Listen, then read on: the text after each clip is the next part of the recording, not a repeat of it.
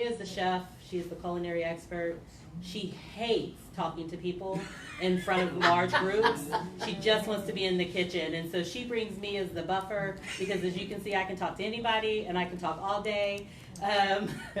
So a lot of the times you'll just see me look at her because I don't know all the things. She knows all the things. I just have the biggest voice.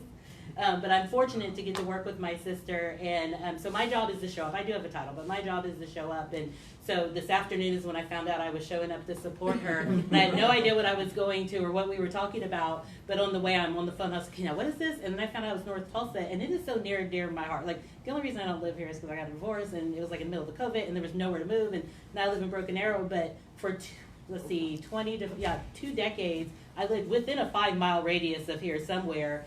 And growing up, I went to Jinx, and then as an adult, I lived here, and I was astounded at the difference. I had no idea that there was a whole, and it made no sense to me. I didn't understand why, back then we wrote checks. I didn't understand why I couldn't write a check. I didn't understand why there weren't public bathrooms. Like, I didn't understand that there were two different worlds. And now that I have children, most of my children grew up here. In fact, I was saying my son is 21 now. He worked at the Crossover, had a summer program over here at Hawthorne. He worked there when he was 15. He was so excited to make a paycheck. But the difference in the worlds that my children grew up in, and now my younger two were in Broken Arrow, it just makes no sense to me. And so I'm so excited that I get to be back over here in North Tulsa again, and I continue to support the community. You said you were in Robert Frost, which is now Early Childhood. My office was there for years because I work at Cap Tulsa. And so, yeah, I'm just excited to be here with you guys. So we're going to tell you a little bit about Carabelle's Legacy. Has anyone heard of Carabelle's Legacy or Carabelle's Eats and Treats or any? Okay, well, you're going to learn, a couple people. So you're going to learn, we have a short video, which I'm just going to play the very beginning, but it kind of talks about the history. And then I'm going to go into the programs that we have. We have some wonderful pictures of the food. And I'm guessing she brought a little for you to sample. Yes, so we have a chicken roulade. Sorry, I'm trying to get the internet to work. We have a chicken roulade with a beurre blanc, thank you. Okay. With a beurre blanc sauce. We've got some roasted baby potatoes and some honey roasted carrots that we So brought. while he's pulling it up to show the video, and then we can share out some of the catering work. Maria, if you want to go ahead and introduce yourself and just tell a little bit about your journey.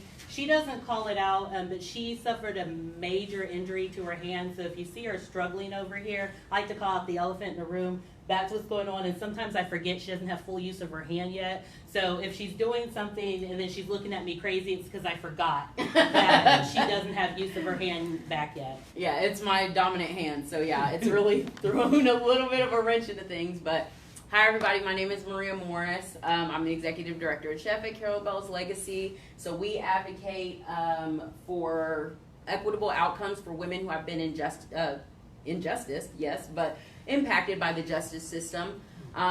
We decrease economic barriers through our programs like Belle's Kitchen, which is a current culinary cohort we have going on where we offer a hourly stipend of $20 an hour. Also the ability to save.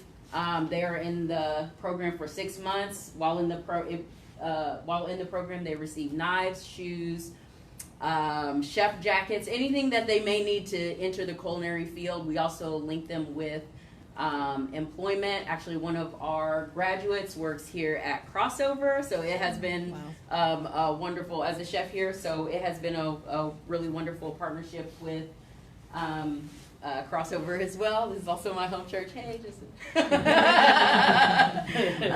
and so we also offer wraparound services. We do life skills. I love that y'all touched on a lot of things that we do within our organization. So we partner with organizations, diversion program, re-entry programs like Just the Beginning. We also partner with Exodus House, and we do case management for them. We also do it's just so much stuff. A lot of things. Yeah, a lot of things. Huh? You guys work with Still She Rises? No, we have not worked with Still She Rises. So I'm going to go ahead and just show the first few minutes of this video because it gives a little more of the background and the history of where Carabelle's Legacy came from. Now, technology never works for me, so just warning you. Carabelle's Legacy is a nonprofit organization in Tulsa dedicated to advocating. Does it it this? It's fine. I think it's Is this. it? I It's got it. fine. Yeah. It's fine. Yeah, you go ahead and play. I don't know how I stopped playing it. Just there you go. Did I just do that? Yeah. Okay. No, so because I use my left hand, so Oh. the clicker's on the opposite side now. That's so, why, okay. Yeah, so you. See, didn't I say I would forget that she injured her hand and everything was a little different? I had to change some things around. Their catering and micro cafe provide training and job opportunities for justice-involved people. Their cooking classes strengthen families, and their after-fire services support families during one of the most difficult times in their lives. These programs were born from the lived experiences of Carabel's founder, Maria Morris. And while she is a successful businesswoman and community leader today, it wasn't always that way. Carabel's legacy is named in honor of Maria's late daughter, who tragically lost her life in a house fire in 2018. And Maria's struggles with substance use disorder, stemming from illness and death-related trauma growing up, started long before that. Maria's disorder resulted in her mother, Michelle Hughes, bringing Carabel home from the hospital after she was born. When I received guardianship of Carabel, my health was not in the best of shape, and I said to myself, I don't know how I'm going to do it. But the day I went to pick her up from the hospital, I carried her car seat up there, and they loaded her in, gave me a bunch of paperwork, and I picked her up, and it was so heavy to me, but I went ahead, took her down the elevators, got into the garage, really thinking, oh my God, how am I going to do this? I'm 50-something years old, you know, I'm diabetic, with chronic kidney disease, and, you know, I was just very fragile at the time. And I picked the car seat up and put it in the base in the back seat. And I was fastening her in, and I remember Carabel opening her eyes. As soon as she opened her eyes, I knew I could do it. I knew it's almost as if something beamed from her eyes to me to let me know that I could do it. With Carabel as motivation to overcome her substance use disorder, Maria began to put in the hard work of building a better future for herself. I really just kind of closed my eyes and just like picked a program at Tulsa Tech, and it ended up being culinary. She excelled in her classes. Student of the Year her first year, first place in a state competition. Her second year, she received first place in a state competition and third in nationals. At the end of 2017, Morris began to fall back into her addiction. She signed herself up to go to rehab on January 19th. Instead of following through, Morris would be recovering from the fire. I remember my daughter, she didn't want to go to sleep that night, and like usually she's really good about her bedtime. She just looks at me and she says, "Night night, mommy, love you." The next thing I know, I wake up to someone yelling. Morris says when she got up, the whole room was full of smoke. And it was so hot. It felt like somebody had stuck me in an oven. It was so hot. And I panicked, and the first thing I did was punch the window. And I just swan dived out the window. And my brother, he comes around the house and he's like, where's Carabel? And my heart just drops. And I remember running back through the front door, running back into the house, making it to the bedroom door. And I couldn't get in the bedroom door, and then I fainted. I woke up 3 days later in the hospital. A machine was breathing for me. Carabel died in So you can see our whole video on the website. I'm just trying to be respectful of everyone's time. But Carabel's legacy was born out of that tragedy, and we saw what could happen when people thought a certain way about you, when people looked at you not as a mother, not as a person, not even as a human being. And so I'm excited to share, and I always have to talk because Maria's always like, this is a really hard video to watch again and again, as you guys can imagine.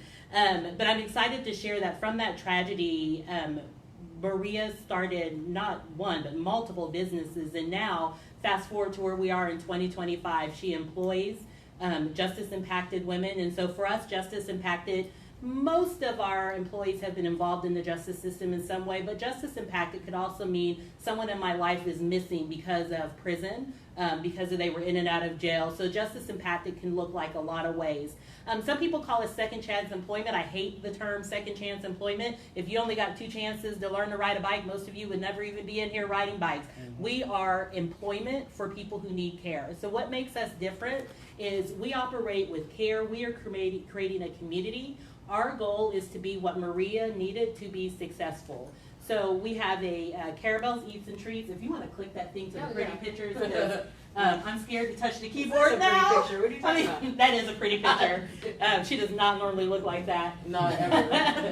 Oh, I'm always bad about sharing data. So some of the program highlights, 100% graduation for my Bell's Kitchen culinary program that she was talking about. That program, it's a all-encompassing, holistic program. So not only are they learning marketable skills so that they can be in the workforce in the way that they want to be, we teach you from the front of the house to the back of the house. If your goal is to be a server, we are going to make you the best server on earth. If your goal is to own the business, we're going to teach you how to own that business. We don't define what success looks like for our participants.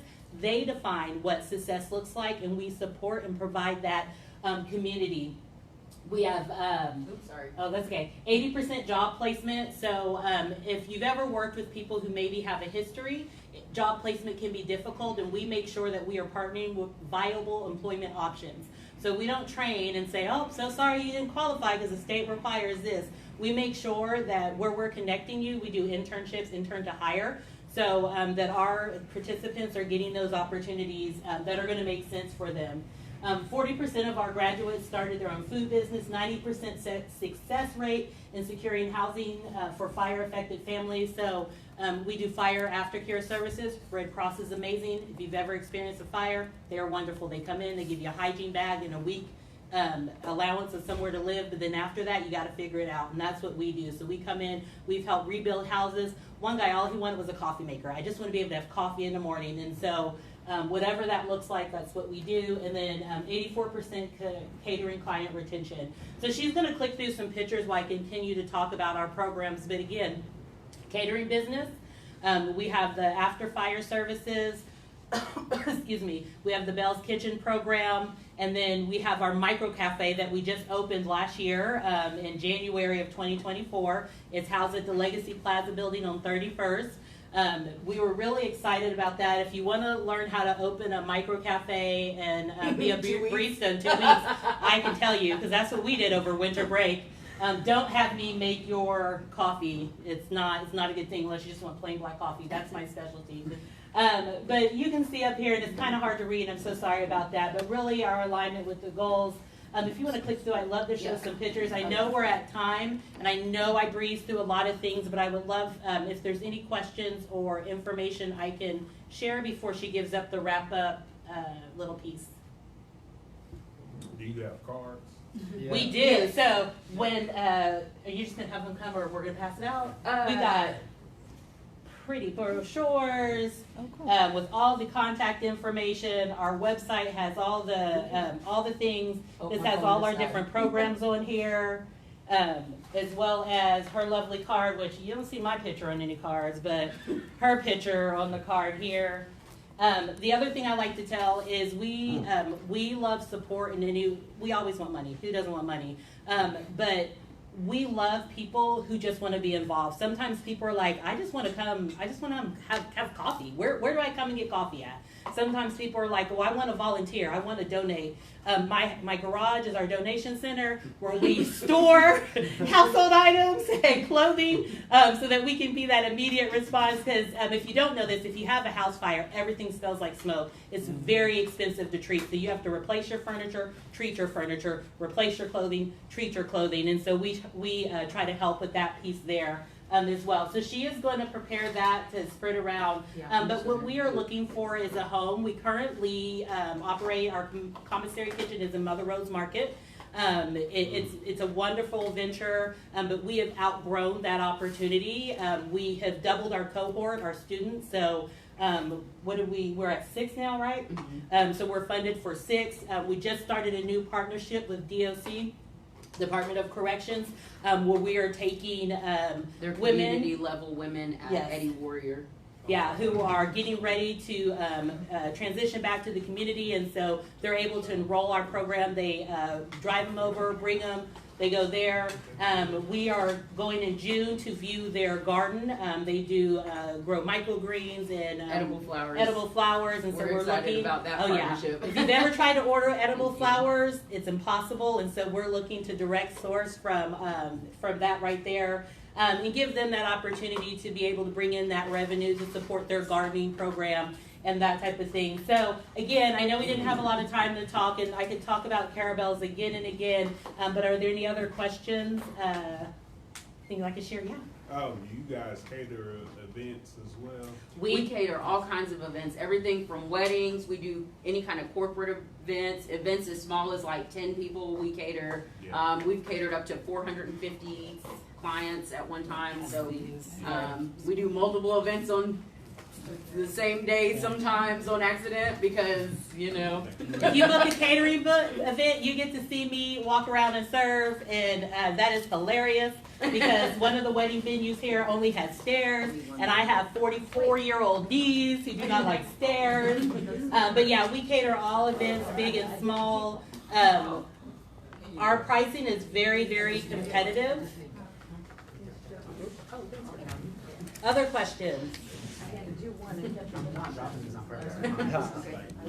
I think people are ready to eat. So, folks, what we're going to do is we are going to wait. We are going to hear from Nicole Wright with Cake Doubles. And Nicole, you can do it from the front or the back.